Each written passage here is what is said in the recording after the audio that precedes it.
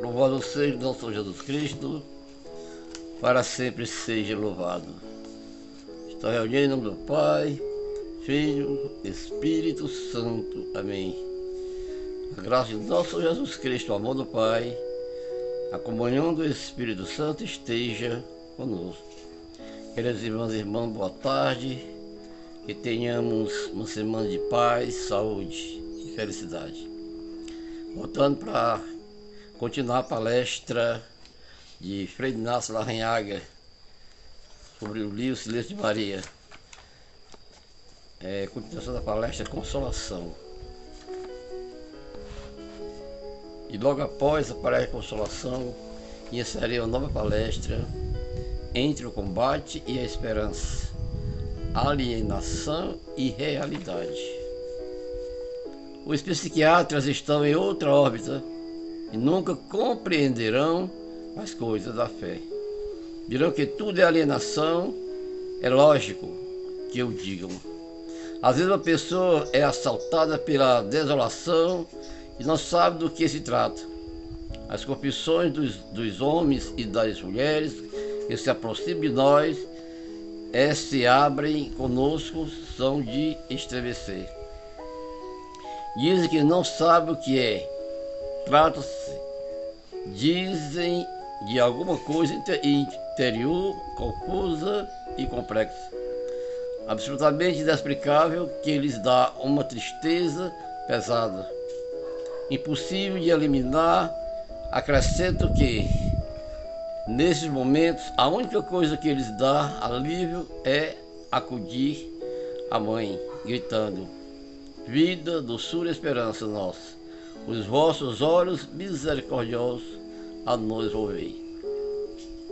E sempre dizem que é impossível explicar.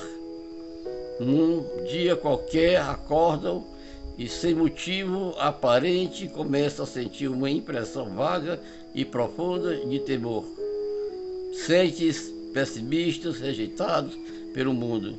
Se tem 100 lembranças, das quais 95 são positivas, fixos das 5 negativas. E uma sensação rara de tristeza, medo, sobressalto, toma conta deles sem que possam eliminá-la, sem saber porquê. Tem vontade de morrer e acrescentam que, neste momento, só a evolução da mãe, com as palavras da Salve Rainha, lhes dá alívio. Vai recuperar o ânimo e voltar a respirar. Ao longo da vida, assisti muitas pessoas do leito de agonia. Ainda hoje estão vivas e em mim muitas dessas lembranças. Quando agonizante, apesar das palavras vãs de seus familiares, presente que está sendo arrastado pela corrente inexorável da decadência, quantas vezes vimos iluminar-se o rosto abatido quando rezou a Salve Rainha com os familiares em coro. A voz bradamos, degredados filhos de Eva. A voz respiramos, Mãe de misericórdia, doçura nossa.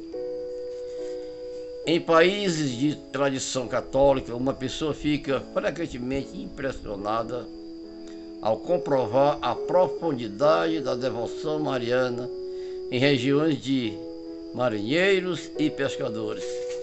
Em muitos lugares, quando as embarcações de pesca saem para o alto mar, vão sempre cantando a Salve Rainha. E se formos as pequenas, as pequenas vilas dos pescadores, seus habitantes não acabarão de contar histórias de situações impossíveis solucionadas pela mãe, embarcações inteiras salvas por uma Salve Rainha.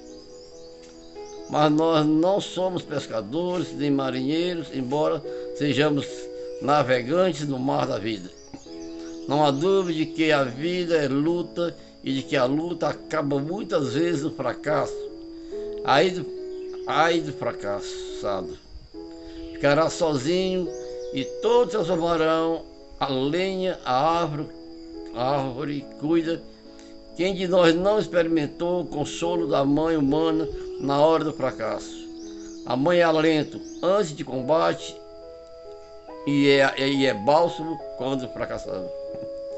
Vi encarcerados, estigmatizados pela opinião pública e abandonados por seus familiares e amigos, quando eram visitados discretamente por uma mulher solitária, sua própria mãe. Uma mãe nunca abandona, a não ser quando é arrebatada pela morte. Precisamos de outra mãe, que nunca possa ser atingida pela morte. Cada um vive a sua vida de forma singular, e só ele sabe o que há em seus arquivos. Sofre dificuldades, entra em desolação, seu estado de ânimo sobe e desce, morre a esperança, envolve-se de repente em situações impossíveis, renasce a esperança no dia seguinte e, embora com dificuldade, parece que tudo tem jeito, a luta da vida. A mãe é em qualquer momento consolação e paz. Ela transforma a aspereza em doçura.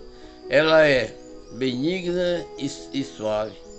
Sofre com os que sofrem, fica com os que ficam e parte com os que partem.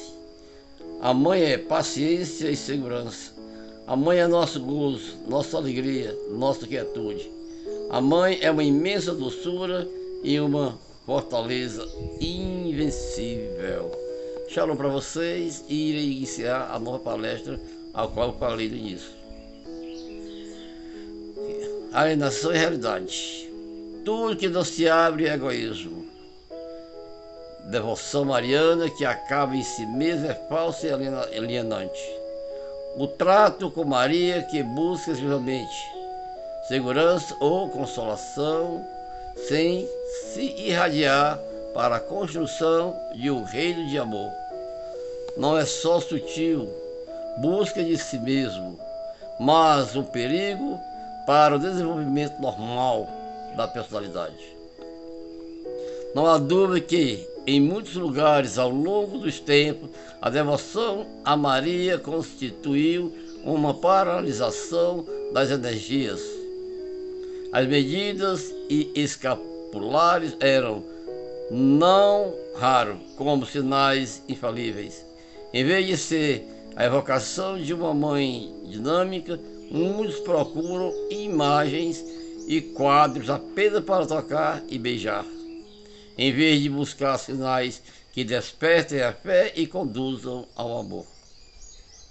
Não é sempre assim, é claro também, não podemos fazer caricaturas e evangelizar. Muitas vezes há uma certa mistura, superstição, interesse e devoção verdadeira. Grandes multidões acercam-se dos santuários marianos com fundo de bom sentimento e de interesse pessoal. Querem conseguir alguma coisa ou agradecer um favor, às vezes tem a impressão de estar assistindo a uma operação de compra e venda. É o caso de tantos fiéis que chegam fazendo sacrifícios comovedores, como viajar a pé, entrar de joelhos, acender velas contra uma aparência devota. Escondem-se boas doses de interesses pessoal, cumpre-se o que diziam os romanos do 8:10: dou para que me des. Daí se origina, por exemplo, a expressão pagar promessas. O verbo pagar indica claramente o conceito de compra e venda. Trata-se de hoje da saúde de mamãe, amanhã do ingresso do filho mais velho na universidade, depois de amanhã de arranjar um bom marido para a filha, no outro dia de um conflito matrimonial, familiar com a vizinhança. Do fundo buscam-se a si mesmo. Não buscam amar, raríssimas vezes os fiéis pedem outro tipo de valores, como a fé, a humanidade, a fortaleza, é evidente que tudo isso é a adulteração da finalidade pela qual Jesus Cristo nos entregou a sua mãe. Em vez de ser mãe que engendra em nós Jesus Cristo, queremos transformá-las muitas vezes naquela que resolve os reveses econômicos, naquela que cura as doenças incuráveis, na mulher que eu tenho segredo para todos os impossíveis. Outras pessoas correm aos santuários quando ouvem falar de milagres, com uma mescla de curiosidade, superstição e fascínio. Sem perceber, podem fomentar instintos religiosos, em vez de promover a fé. Naturalmente, o sentimento religioso é diferente da fé. A alienação pode vir também de outro lado.